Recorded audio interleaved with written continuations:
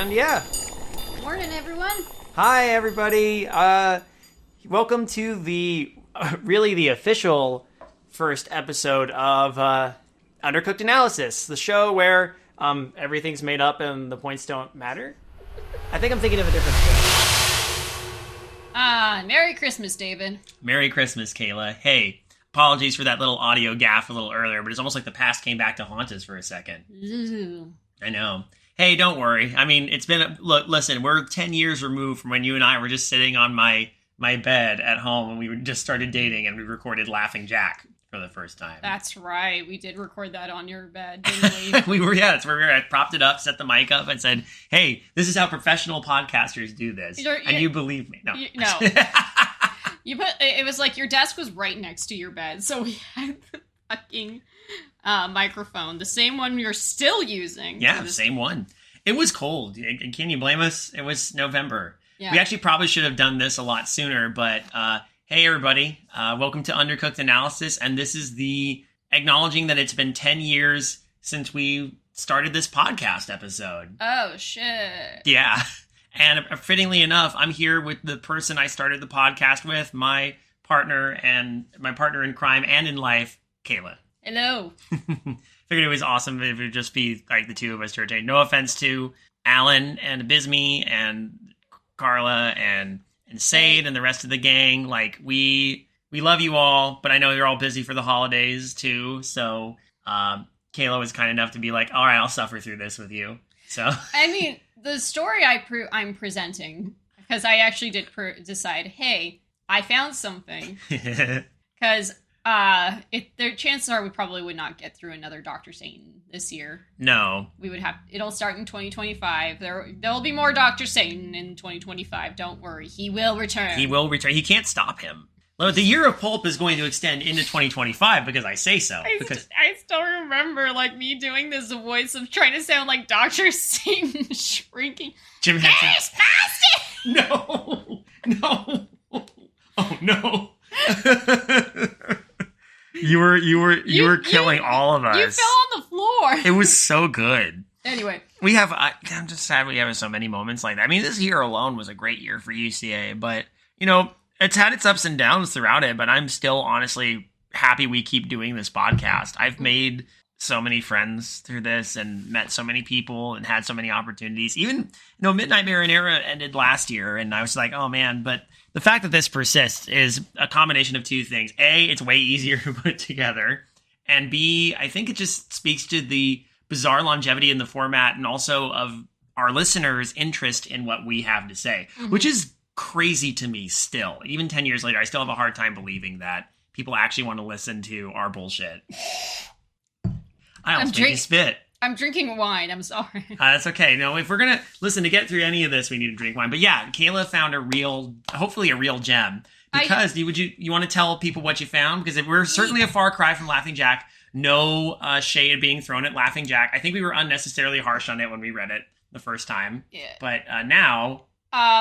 And also, we've moved in a completely different direction since then, too, so... Yeah. Well, I mean, it's amazing that we've gone from, reading just creepypasta that we could find to reading user-submitted stuff to classics, and now almost entirely pulp and Rorschach-Rorschach.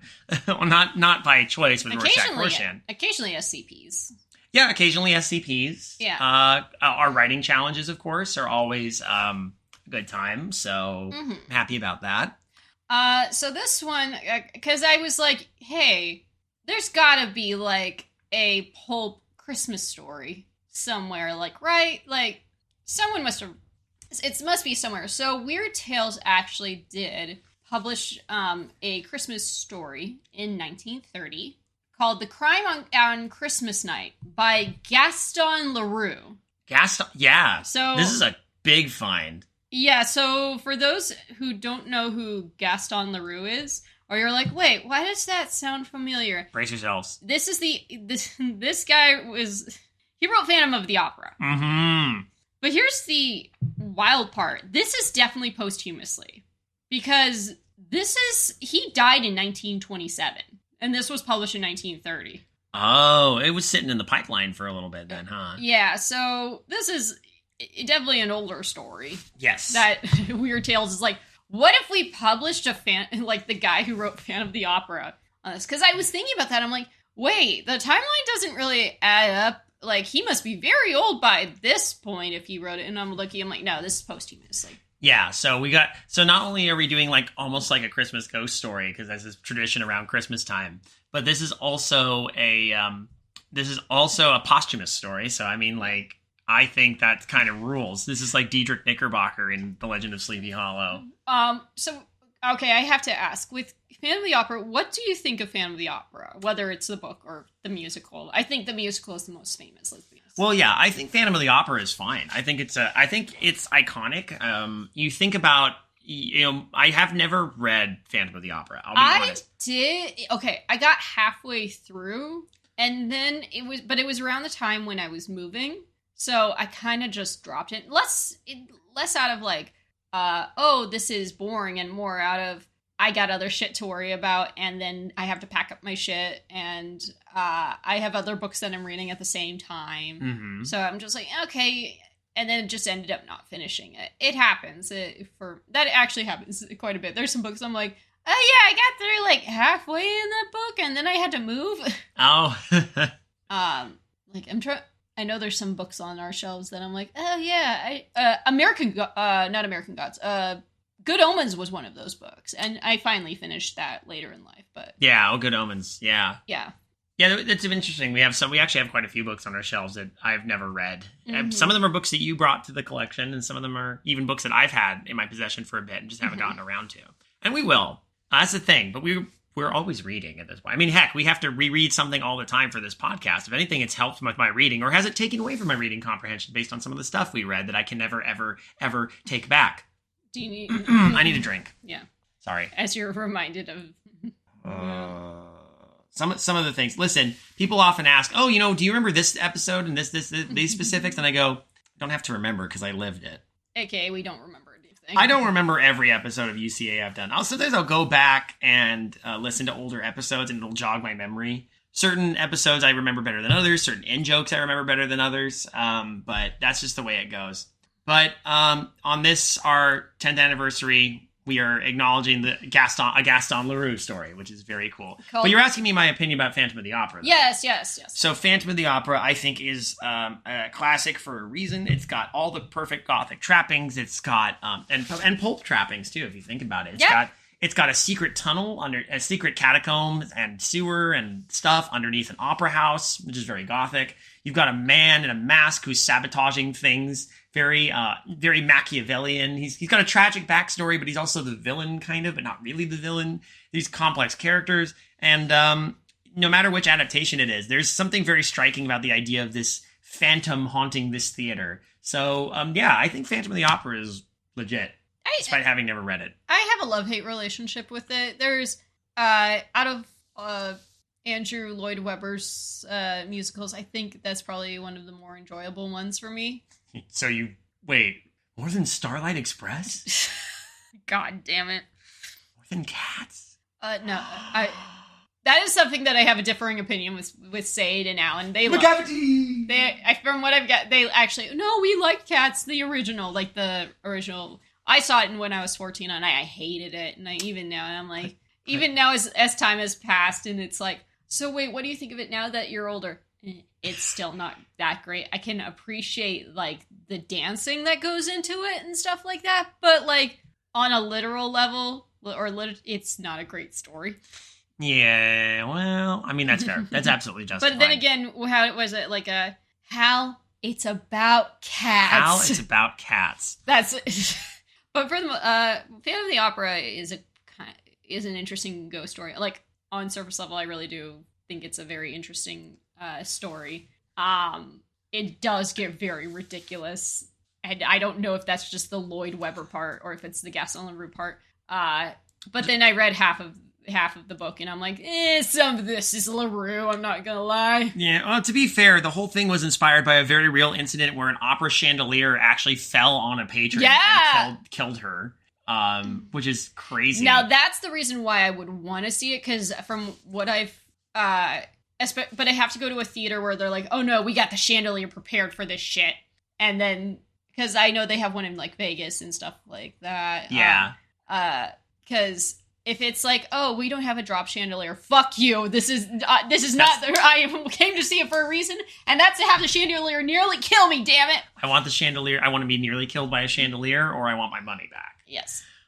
We should get to the. We should get to the story though. It's a long one, so but we're gonna try and be expedient with it. We'll make comments as we go, but for your Christmas Eve and Christmas Day enjoyment, the crime on Christmas night. Who's going first? I'll go ahead and kick it off. Sure. Just to be, since you were kind enough to do this. Yeah. Thank you. It's now a Jameson. Well, we're drinking wine, so I'd like to propose a toast to our comrades Alan and Bisme, who cannot be here because they're busy with holiday stuff. Alan, Godspeed with the Advent calendar this year. We've really enjoyed it. Cheers. Cheers. 5 old skippers, smelling of the sea, used to foregather every evening at one of the round tables in front of the old Ship and Anchor Cafe in Toulon, and enjoy their aperitif at the same time to tell each other stories of blood and horror. Hell yeah. From time to time, they were joined by a 6th, who seemed to be more of an old sea dog even than Zinzin, he who had spent 20 years coasting up and down the China Seas, then Dorat, the ex-commander of the Dorat expeditions, then Bagatelle, who in memory of a blissful sojourn on the island of Siam, had taken a Siamese woman unto wife. Then that blackguard Chalou? Yeah, Then that background Chalou, who had carried the benefits of civilization to the aborigines of Western Africa, settled between the Congo and the Niger. Then Captain Michael. Michel. Captain Michel. Oh yeah, that's right. It's French. He's French, yeah. Then Captain Michel, who still remembered the taste of human flesh after passing several weeks on a raft of the Medusa, in which the shipwrecked had escaped with their lives, even though some were minus an arm, others a leg, and all more or less crippled. So these people have seen some shit. Yeah, they have. One of these people probably killed an albatross for all I know. Yep, and the whole thing is cursed. The 6th mariner, Mr. Damour, John Joseph Philibert. That's my name too. Had gained his entire nautical experience seated at his desk in the offices of the Oriental Transportation Company, and he used to refer in an offhand way to the far-flung Pacific ports of call, as we lesser men might say of some pleasant little fishing cove along the Seine. The Seine, yeah, thank you. I'm just laughing at the idea. This is fake gatekeeping mariners, like fake mariner, quote unquote, and it says this 6 quote unquote mariner. Yeah, no, this is clearly shaped. I love that, like, they're all so shocked by this guy's stories or whatever. Even more of an old sea dog, which is crazy. To tell the truth, he had never stepped foot on the deck of a ship. See?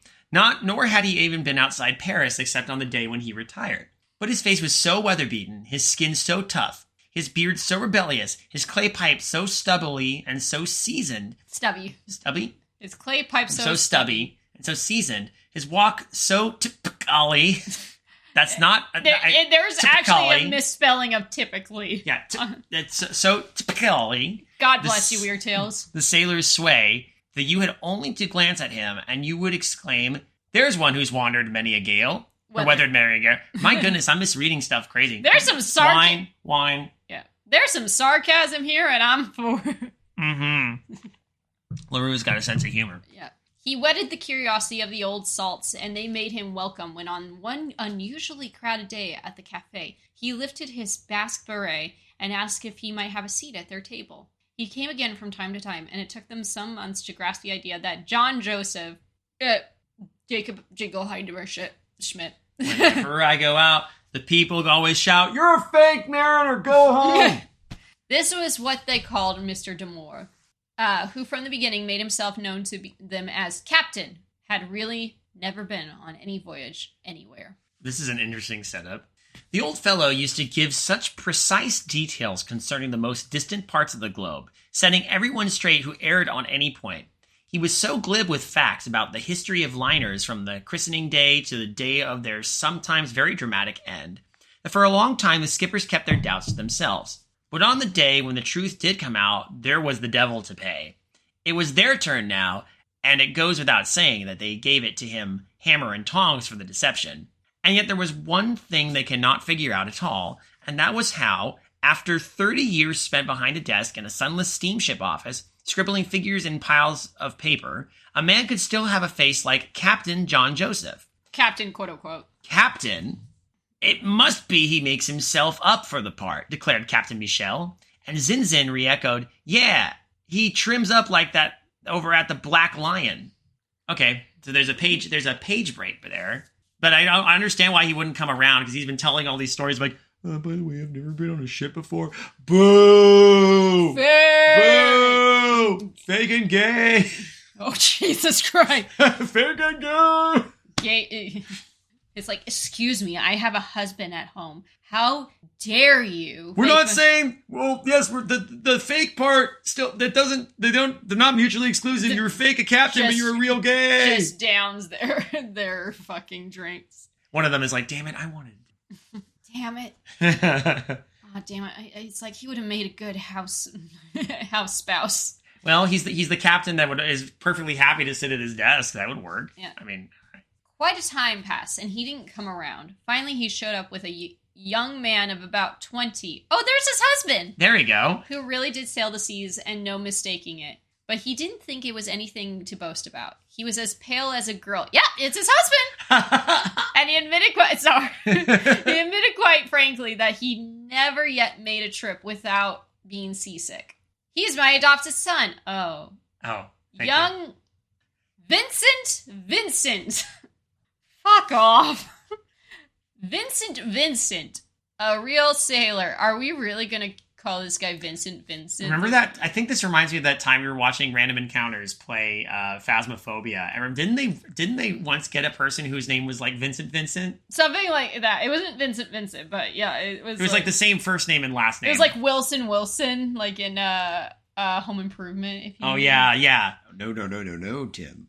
So Vincent of the Super Vincent brothers. Who are these people that name their kids the same as their last name? Actually, you know what? No, I do know someone who named her son after her last name, and I'm like, so is it? Wait, I'm hoping he goes by his dad's last name, but because God, that'd be weird. I'm not.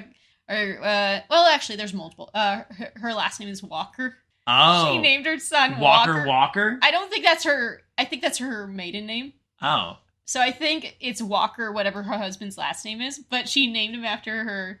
Oh, so it's not Walker. No, that would be pretty but funny. I was there's that part of me that hopes, like, I hope that's not the case. actually, if I recall, I was once told that that's a plot point in like apparently there's a kid named Brady in fucking Sex in the City. If I recall. So we have Vincent, a real sailor, right? That's a Brandon, and he's my adopted son. Aw. Young Vincent, a real sailor, John Joseph told his friends proudly. Now, don't make fun of me. I have a real sailor for an adopted son. See? This is my sailor son. And the sailors say, Vincent, you're a fine man. What a good spouse you would be. Such a fine spouse. But my life... My love and my lady is the sea.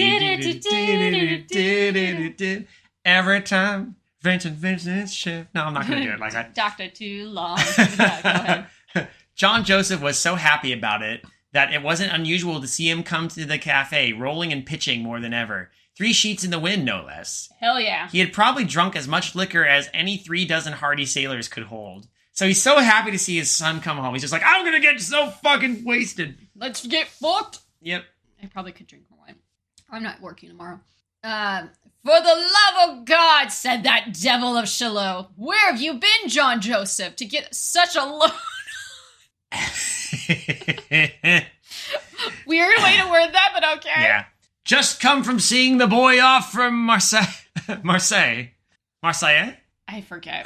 Marseille? Fuck me, Marseille? I don't remember. Marseille. Yeah, I think it's Marseille. Marseille. Answered John Joseph in a very sentimental tone as he began to blubber. Well, if you feel so bad about it, it's no fun for the boy, suggested Captain Michel. There are plenty of other jobs he could take. No, he couldn't, replied John Joseph emphatically as he gulped down another glassful. Not one of the company contradicted him. They all agreed with him on that point at least. And then, he added, I don't want to have the day come when they'll take it out on him, poor lad, as they tried to do out of his adopted father. Oh, we're going to get some truth. Ooh, at this point he began to cry, and he sobbed as only very drunken men when great sorrows overwhelmed them. Take your sip, yeah. Thank you. Come on now, tell us the truth, asked Bagatelle, his sexual imagination always alert. Are you really that boy's father? What the fuck does that mean? His sexual... Was Bagatelle the one who married a Siamese woman? I think Scroll back a little bit, I need to check. Yeah, Bagatelle. Yeah, so he's the pervert. Weird way to word that about... Yeah, that's weird. Like, he wants to know, or I guess he wants to know how he begot. I feel like his sexual imagination has nothing to do with this. No, but that's a weird thing to say, Leroux. Again, it adds to the whole gay thing. Oh my god, is there really a whole... Oh boy. Where's Sade when you need it? I know, seriously. Sade, this is for you now. There's a bunch of gay sailors. Gaylers, gaylers, if you will. A very problematic gay relationship. Very problematic gay sailor. No, John Joseph answered bluntly, tears streaming down his cheeks. No, I'm not his father. His father was murdered! Is this the Christmas night crime? Dun dun dun. The poor boy, said Zinzin, just to say something. Yes, the poor boy, because I was just going to tell you, his mother, ... What's that? His mother? Bagatelle pricked up his ears. Yeah, he wants to know about the mother. Well, his mother, she was murdered too. Oh, for the love of God, exclaimed Bagatelle. That, said Zinzin, that's a horrible story. More horrible than any I've heard you fellows tell, stuttered John Joseph between his hiccups. Well, you've got to show us, said Captain Dorat. For after all, one of the reasons we come here every day is to listen to tales of horror. Oh, yeah, that's right. It was tales of horror. They like to talk about all the horror. That explains why one of them's like, I ate several people. This is a UCA. This is great, actually. They're just these people would listen to UCA. Yes. It isn't more terrible than what happened to Captain Michel, declared Zinzin. I say it is, only you mustn't tell it to anyone. It's a secret, puffed out John Joseph, trying to swallow a second hiccup. Stop your sniffling, commanded Michel, and tell us all about it. You'll feel better when it's out of your system. Not to mention that happens every day, said Chalou, rather scornfully. To have your father and mother murdered, I don't see anything very terrible about that. What the fuck? Who murdered them? It was me! It's like, I don't see anything bad about parents being murdered. What the... I do it all the time! Yeah, my parents are both murdered. You don't see me crying about it. God damn. John Joseph wiped his eyes with his big red bandana handkerchief and hiccuped up. Wasn't any murderers. Wait, but you just said they were murdered, right? Or did you say they were killed or murdered? They were. No, they said they were murdered, but now you're saying there were no murderers. I think it's the idea that, like, I don't know. I feel like maybe it's like hinting, like, no, it wasn't any, like, serial killers sort of thing. Oh, I get you, yeah. Maybe. I don't know. Wasn't any murderers. How can that be? They were murdered, but nobody murdered them? Oh, yeah, okay. Yeah, thank you for asking our own question there. Sorry. That's just what's so terrible, sighed John Joseph. The poor wretches were found stabbed with a kitchen knife. A real butchery. The old man's blood was dripping all over the carpet, and the knife was still sticking out of the old woman's heart. So they'd been fighting? Fighting? Flared up John Joseph, looking round at the company. Those two good people? Easy to see you never knew them. They were the kind of married folks who never spoke a cross word to each other in their lives, and they weren't going to begin on that day, I'll have you know. I'm the only one that can give my word of honor unto that, too. No, they were murdered after there'd been a robbery. Bagatelle is like, so wait, tell us more about this. But was she hot? So if they didn't speak a crossword, how was their sex life? So how is their sex life? Now then, why did you first say there weren't any murders when it was the thieves that murdered them? Wasn't any thieves, John Joseph cut off short. Good God! Oh, let him go to hell, grunted They're just like, fucking hell, we're so done with this. They understand how drunk he is, I guess, because this is a day he shows up, he's like... Oh, also, that's a great way. Oh, let him go to hell. I like that a lot. Give him a chance to tell his story, ordered Captain Michel. I've got no more to say, declared John Joseph. You bitch. I I'm so sick of this asshole. John Joseph's This pissing me time, off. all five burst out in just shouts of laughter. Yes. Scene which John Joseph became raging angry. Now he raging angry? Did he like flip tables? Yeah, I like the idea that the laughing just goes. Ugh!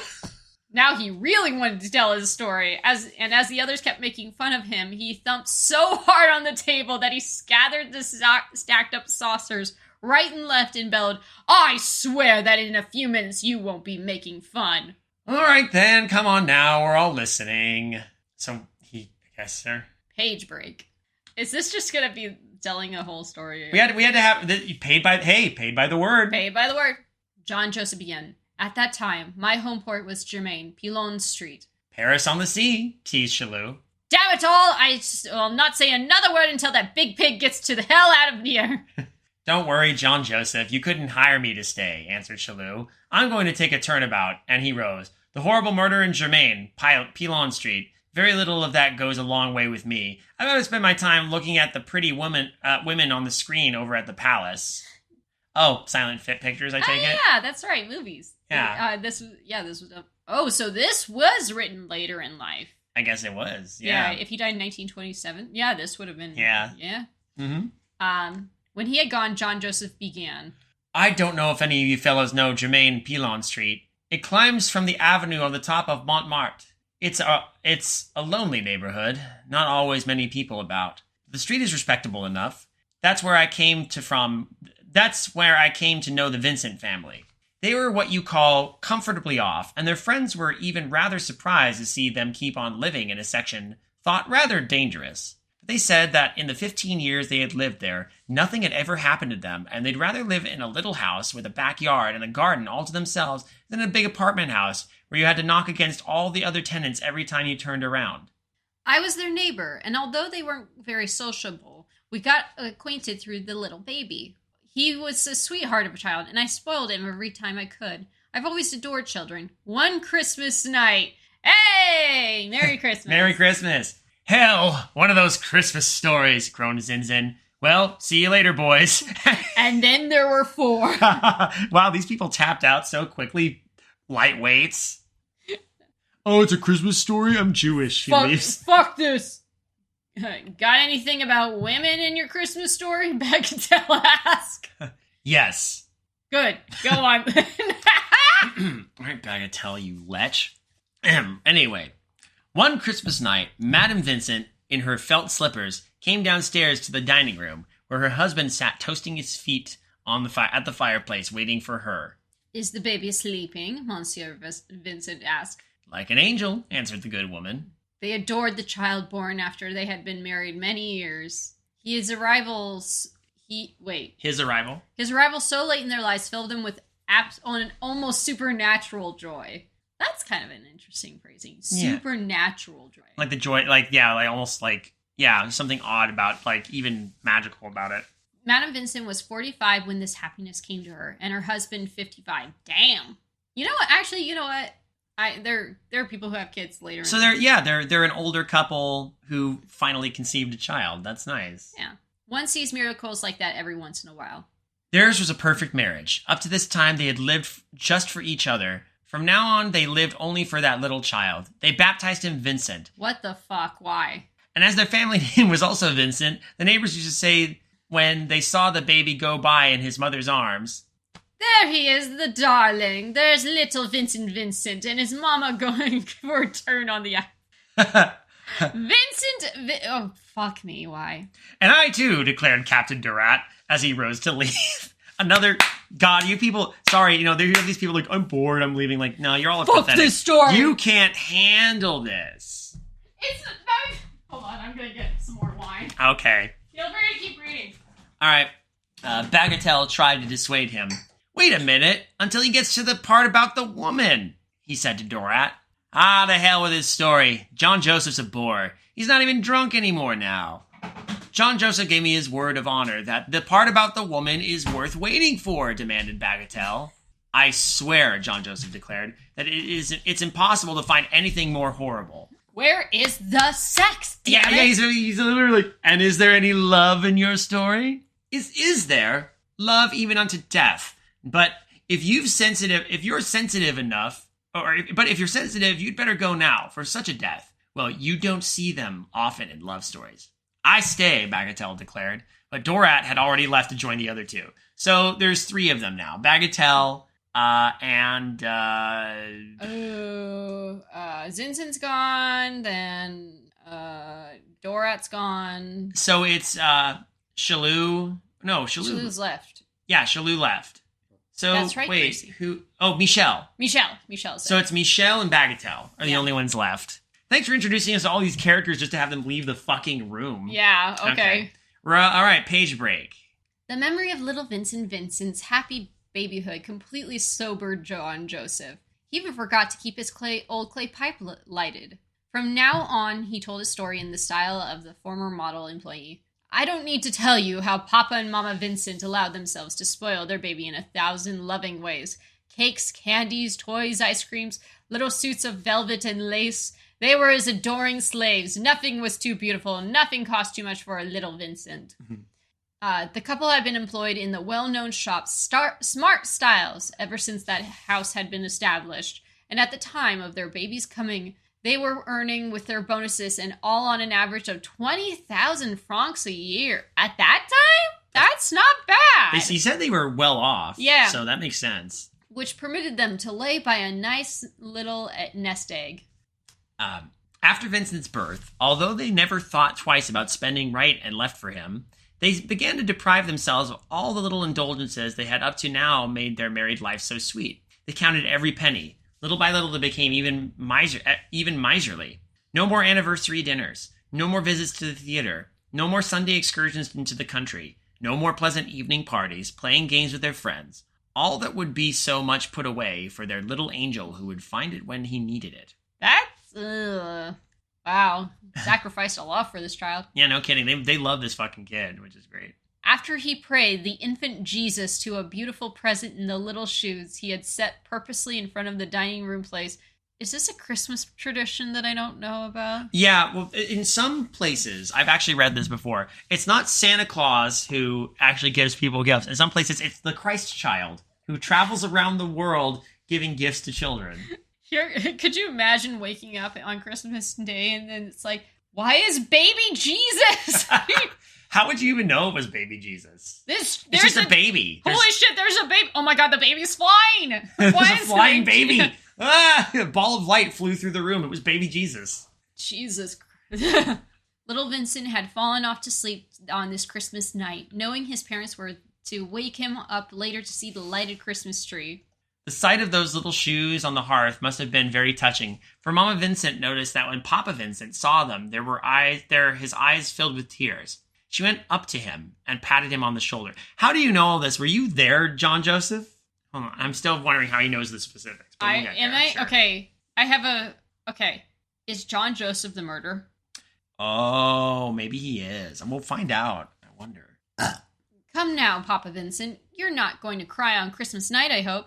He got up from his chair. I can't help it, he stammered. I've never been able to look at those little baby shoes showing where his little toes have been without a lump in my throat. I know it's silly. Forgive me, my dear wife. Do I forgive you? As she said it, she drew him to her bosom and kissed him. Yeah, here's Bagatelle like, yeah, this is... Yeah, I don't care if they're old.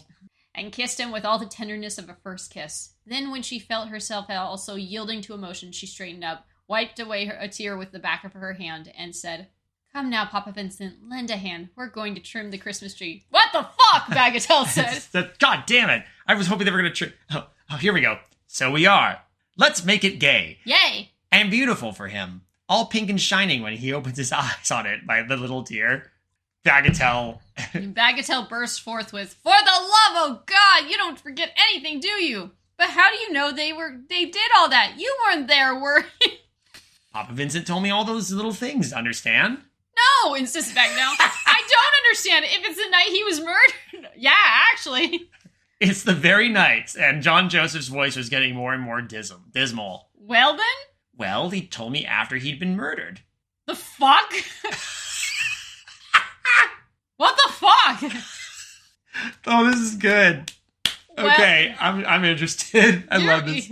You're pretty slick. You always put us in the wrong, but for God's sakes, get on to the part about the woman. Afterward, we will see.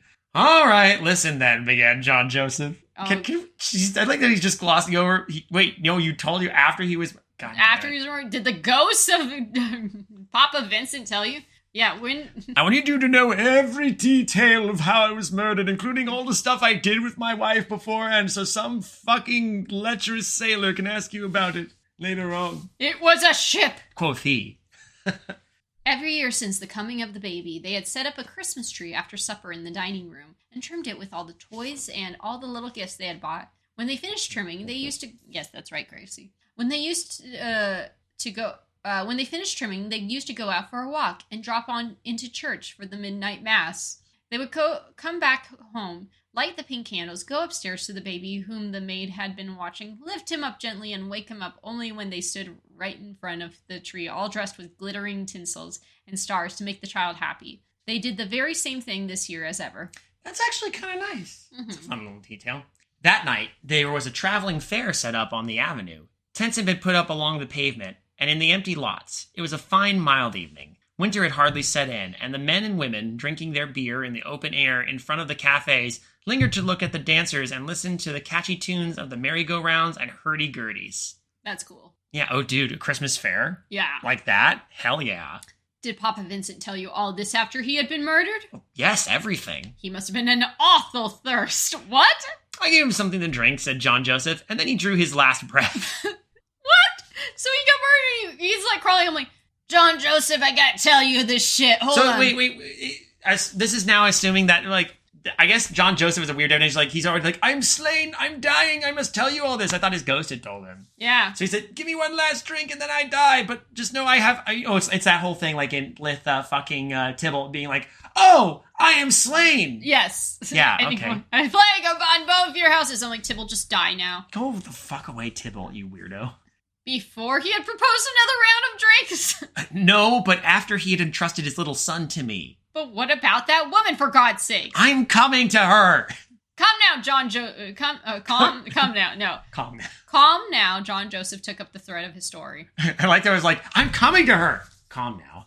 Madame and Monsieur Vincent went up to Place Blanche, where they met some very old friends, the Duponts, who wanted to stop for a little chat. But after the barest how do you do, the Vincents left the Duponts and walked rapidly down to the Church of the Holy Trinity, where they intended to listen to the midnight mass. It was now Captain Michel's turn to get up.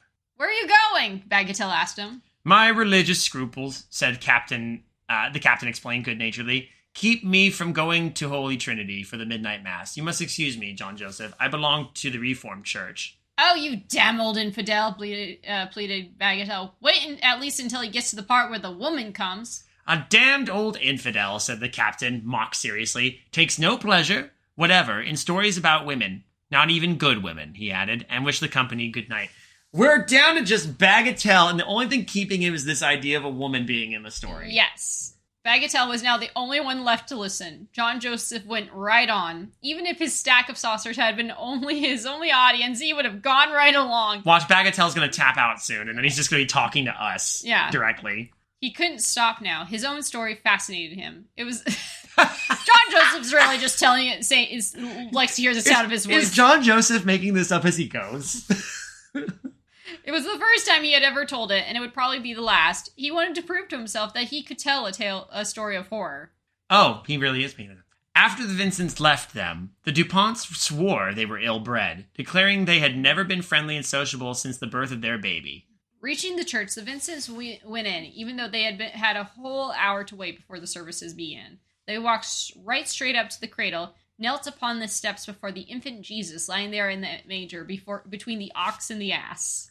He looks just like our baby, whispered Papa Vincent, but his wife paid no attention to him. She was buried so deeply and so passionately in prayer that the light and the organ and the crowd elbowing past her couldn't make her turn her head. When the mass was over, her husband had to lay his hand gently on her shoulder to bring her back out of that pious stupor. When she turned to look at him, her face was like wax. Heavens, he said, it's not good for you to pray like that. Come, I'm sure our boy is already awake, watching for us to come back. Yes, she said. Let's hurry along. When you get so caught up in the Holy Spirit that your face turns into wax. The blood of Jesus has turned her to wax. That's what House of Wax was all about, Charlie Brown. Hey, better than a pillar of salt. Yeah, seriously. Or Lot's wife, who never actually got a name. Just Lot's wife. Hashtag justice for Lot's wife. We're getting really biblical. I mean, it's kind of hard not to. Fucking reason for the season, bitch. No. The reason for the season is because of the winter solstice. Hi, everybody. Happy Yule. Happy Yule. We're recording this, by the way, even though this is our Christmas episode, we were recording this on the winter solstice, on Yule. So, hey, everything around here is still kind of a celebration of winter. So no matter what you celebrate, happy holidays, gang. Happy holidays. I'm probably going to say that again at the end. Where were we? I'm sorry. And she led him. Oh, is that me still? And she led him on as though she was really trying to flee something. He had difficulty in keeping up with her. He was all out of breath when he reached the avenue, and he tried to make her slow up a little. No, not yet, she said. We must get back as quick as ever we can. What is she? Oh, what's He happening? thought she was afraid to be out in the streets of that district at such a late hour. As a matter of fact, that corner of Paris had never been more disquieting. The hurdy-gurdies had ceased groaning out their tira-liras. A few melancholy lights trembled down in the deserted avenue, and behind the suspicious shadows, pleasure-seeking gentlemen eyed belated girls wandering up and down the streets. There you are, Bagatelle. I see you in the shadows, you prick. However, the Vincents did... we're getting some atmosphere. However, the Vincents did get back home safe and sound. As soon as they were in their dining room with the lamp lighted, the sight of the bright Christmas tree drove out of their heads all the ugly sights of the street. From the foot of the staircase, Monsieur Vincent called to the maid softly, so not to wake up the child, but she didn't answer. Just as he started to go up, Madame Vincent said, "She's dropped off to sleep besides Vincent. Don't disturb her. Let's finish arranging everything here." Spoiler, she's probably dead. No. Then in great excitement, they put the last touches... I'm gonna burp, but... That's all right. There we go. Then in great excitement, they put the last touches to the tree. They tied some more toys to the branches, already weighted down with Punch and Judy boxes. Oh my god. Puppets. They hung some dolls and some mechanical toys and some games they bought from time to time during the year and laid away for this very moment.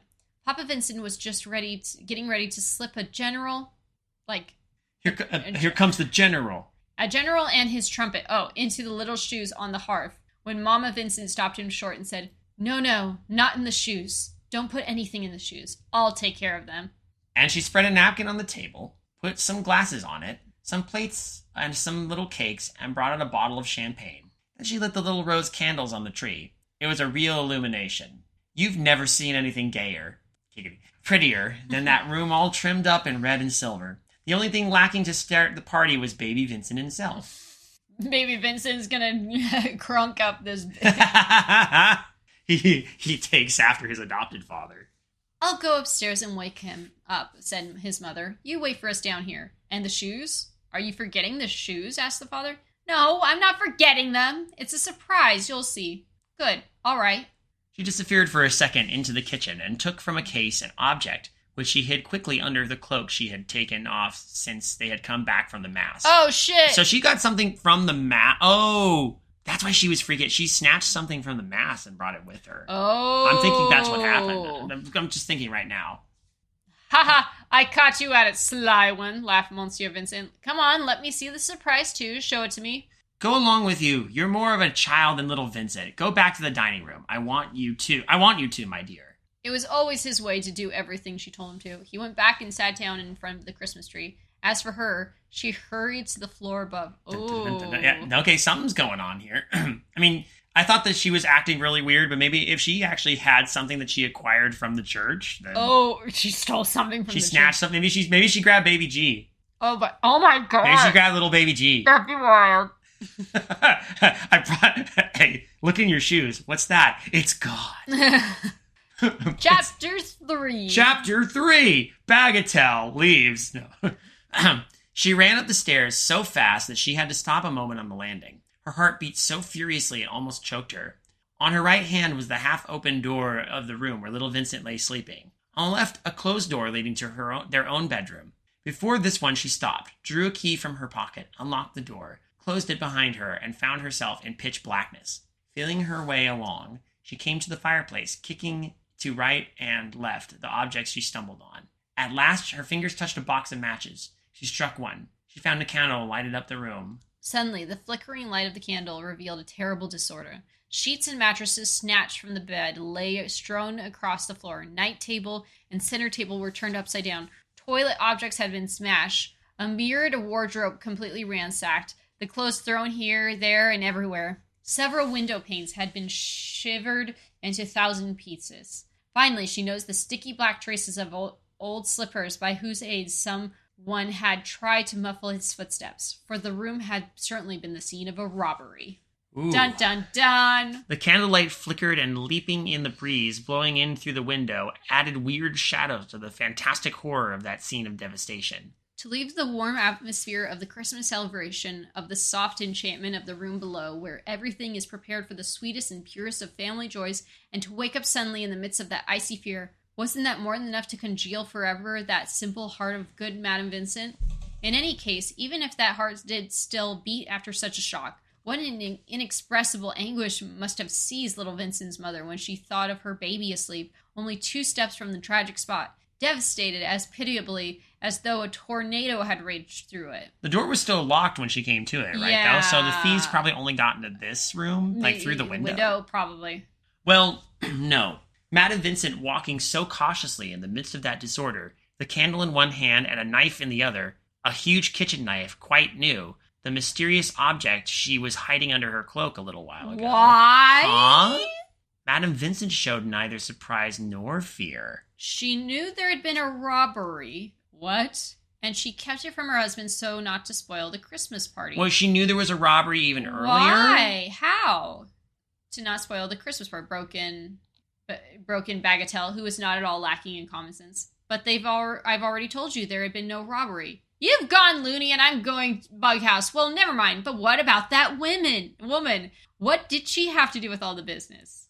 Everything. She was the one who committed the robbery. Good God, my head's cracking open with your damn story. All right, go on. What she saw, what happened, what did she do, old woman Vincent? I'm getting confused. What is going on Yeah, here? I'm with Bagatelle here. Bagatelle's like, what the hell? And all he cares about is, where's my fucking woman? She better be hot. Yeah.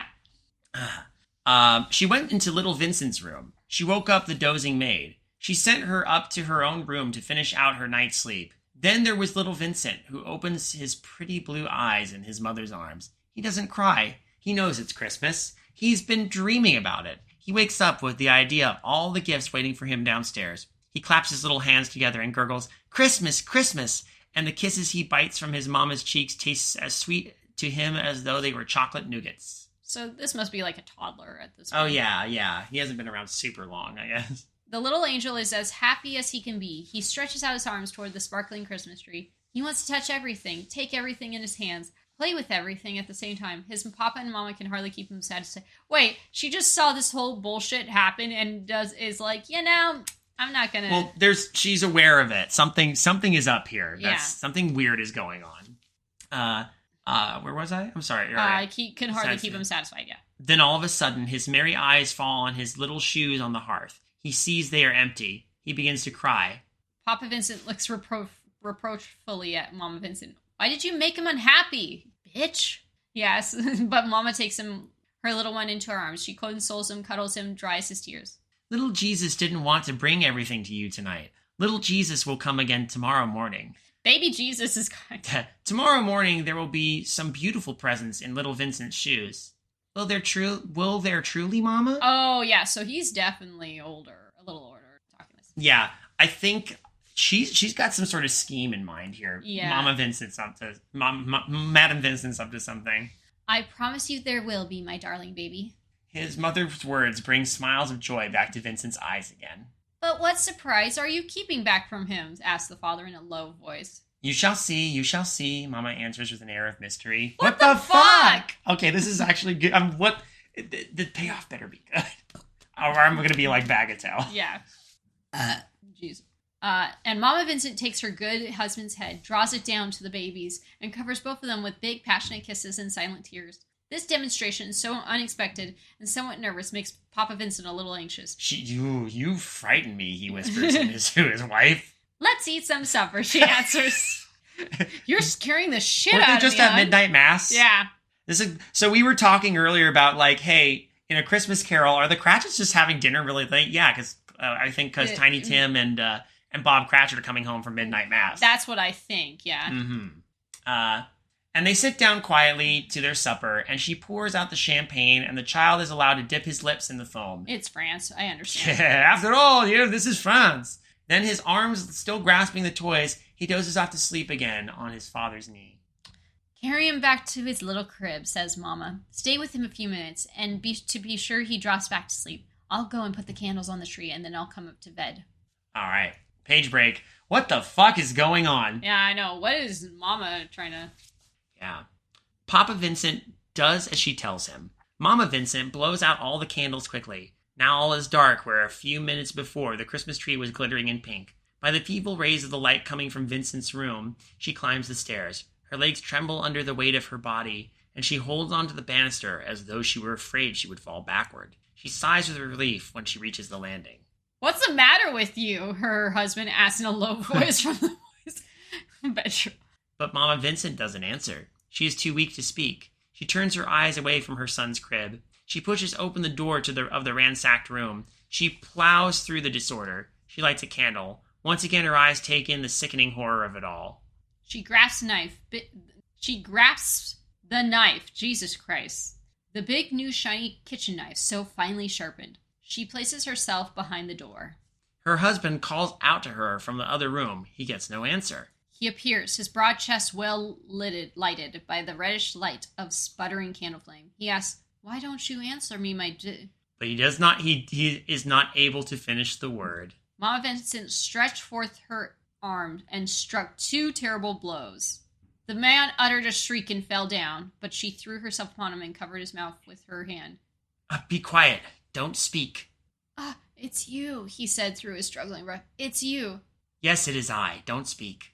Between 2 snatches of breath, the man has strength enough to say, Sorry, that's you. At least shut the door. What? Wait, did she struck with a knife? She struck 2 terrible blows. Okay, what? Sorry. Yeah. She dragged herself to the door, closes it again, and comes back to the big bleeding body, which she now stares at with eyes full of tears and terror. My dear wife, sighs the wretched man. You did right, but are you sure everything is well thought out? Will there be any suspicions? Oh, what? Huh? What? What? What is happening? No. No one will suspect anything. And she stretched herself out beside him and pressed her lips upon her victims. Huh? Do you forgive me? Of course I forgive you. You had more courage than I had. Don't say that. But if I had let you do it, you would have killed yourself. And they would have known that you were a suicide. I made believe of robbery. They've both been conspiring this. What? Did she kill her husband? Or did she stab herself? She stabbed him, yeah. You did right. Yes, it was complete ruin. Worse than I told you night before last. The business utterly wiped out. Not a penny left. Manager fled. All the employees' savings squandered. You have done just right, my dear wife. What? He closed his eyes and said nothing more. She thought he was dead. Carefully, she drew a knife out of the horrible wound. Then his eyelids moved once more. What are you doing? He asked with one breath. Nothing. Don't touch it, he said again. Don't touch the knife. Be quiet, my dear. They would, you understand, ask me some questions. I must not be able to answer. They must think we've been murdered. Both of us. You understand? Understand? Vincent, if possible, don't die before I do. Wait. Here, let me have your hand. Help me. Do that little thing for me. Help me, Vincent. There. Like that. Strong. What the hell? Oh, they're killing themselves, but making it look like they were murdered in a robbery? What the fuck? Because, hold on. The business utterly wiped out. Not a penny left. Manager fled. All the employees' savings squandered. Okay, so I'm so confused. Are they doing this to... Okay, let's keep going. Yeah. Helped by Vincent's hand, she buried the knife in her heart, deliberately, steadily. And as she died, she whispered, "My little boy Vincent, 100,000 francs in your little shoes." Whoa! John Joseph ceased. Bagatelle looked at him more stunned than terror-struck. "How's that?" he said. "What did she mean by 100,000 francs in the little shoes?" John Joseph began to blubber again. Father Vincent didn't die till the next day. He had time to explain to me that he would not have been able to pay the premium on the life insurance he had taken out in favor of his little son. They were both too old to take up some new kind of work. In this way, they were sure that little Vincent would never want for anything. So the business went at... Oh, they lost everything, and they needed to make sure that they could care for Vincent, so they killed themselves and made it look like a robbery. In that way, in that way, they were sure that little Vincent would never want for anything. Bagatelle didn't feel like joking anymore. So then the woman in the story, she's Mama Vincent? Exactly, replied John Joseph. Have you ever seen a couple who loved each other like that? Oh, pooh, answered Bagatelle, shaking his head. It's a damn good love story. I won't say no to that, but nobody would ever say there was anything very horrible about it. What the hell? What the hell, dude? Oh, Bagatelle, you asshole. Oh my God. What the... this was wild. What the fuck? Okay, damn. Jesus Christ. And a Happy New Year. Da da da da. So, this is like a weird story within a story. Yeah. There's some Christmas involved. At least... Sorry. This was so... No. I enjoyed this still. That's the thing. It's still very well written. It's fascinating. But it's bonkers. Yeah. It's so bonkers. Weird Tales knew what they were doing. Oh, yeah. It is certainly a weird tale. I'll give you that. And a perfect Christmas story. Little Jesus leaves 100,000 francs in the shoes. Jesus Christ. Oh, my God. So I guess there's still some gaps to be left. Like John Joseph, is he well in money now? Because the life insurance would have covered. I mean, if you think of it, John Joseph has been living his life behind like a debt. He's fine. Oh, probably because he adopted Vincent. Yeah, so he now has that for Vincent. Vincent Vincent's a rich man now. Yeah, so he died. So he didn't die till like a day later, right? Yeah. Papa Vincent. So here's John Joseph coming on like, what the fuck? And he's like, oh, let me tell you everything because I want you to take care of my son. Here, this is why we did it. Don't tell anyone. Here, have a drink. They probably had drinks while he's dying. Like, yeah. I am not murdered. So they were murdered, but not murdered. This is so silly. This is, yeah. And then the cops come and they're just like, so what happened? I'm dead, I guess. It's like, does he have a beer in his hand? No. Do you die drinking? No. This is all right. Freshness ratings. I give this a flying baby Jesus coming down to, instead of Santa basically giving gifts to children, just baby Jesus, floating baby Jesus. I'll give this 1 out of 5 sailors who tell ghost stories and horror stories for a bit. And not that the story was bad. I'm saying the one who stuck it out, and he was disappointed too. There was only violence, no sex. Yeah. I just love, but nobody would ever say there's anything very horrible about it. I'm like, the fuck, dude. That's Bagatelle. You everyone's a critic. But is there a woman? There was a woman the whole time, you Fine. ass. Well, hey, that was fun. Thank you for finding that. That was really. I enjoyed that. Yeah, that was actually it's a good story to read. It was a good story to read. And thank you all. Hey, I know, again, we're a little late to it, but hey, thank you all so much, whether you're a new listener or a listener from way back, but thank you all for helping us get through 10 years of Undercooked Analysis. We'll see what happens in the future. I don't like to say that we'll go on forever, but we'll keep going until either no one listens anymore or I feel like not doing it anymore. I don't know. We'll see what happens. We'll see what happens. But my intention is to keep going, and that's the thing, because you all keep listening. And I genuinely appreciate the love and support we've gotten over the years, and it's that which largely keeps the gears turning. And, by all your, comments, your feedback, patron supporters, it's just amazing that this has actually kept things alive as long as they have. So if you're new to the show and you want to give us some feedback, likes, comments, that sort of thing, whatever you listen to this on, be sure to subscribe, whether it's YouTube or podcasts or your preferred podcast app or whatever that is. I genuinely am happy you got to listen to this, and I appreciate you spending some time with us.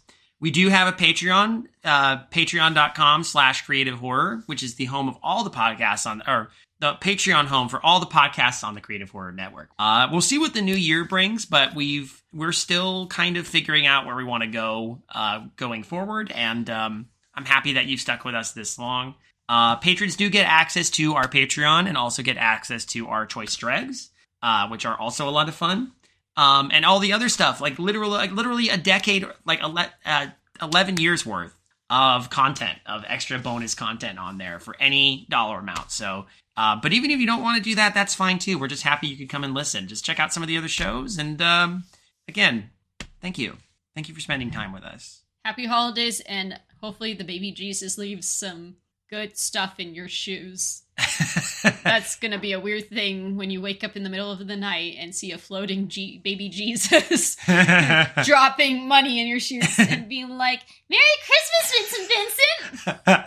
And then here's the problem: baby Jesus is gonna give, no matter where you are in the world, is gonna give you 100,000 francs. And you get 100,000. How much is that worth? In today's economy? Good evening, intrepid listeners. This is the Pasta Shade, the host of Midnight Marinara, and this podcast is part of CreativeHorror.com, a network of podcasts and creators working together to build a constructive community of horror fans. For more content like this, visit us at CreativeHorror.com.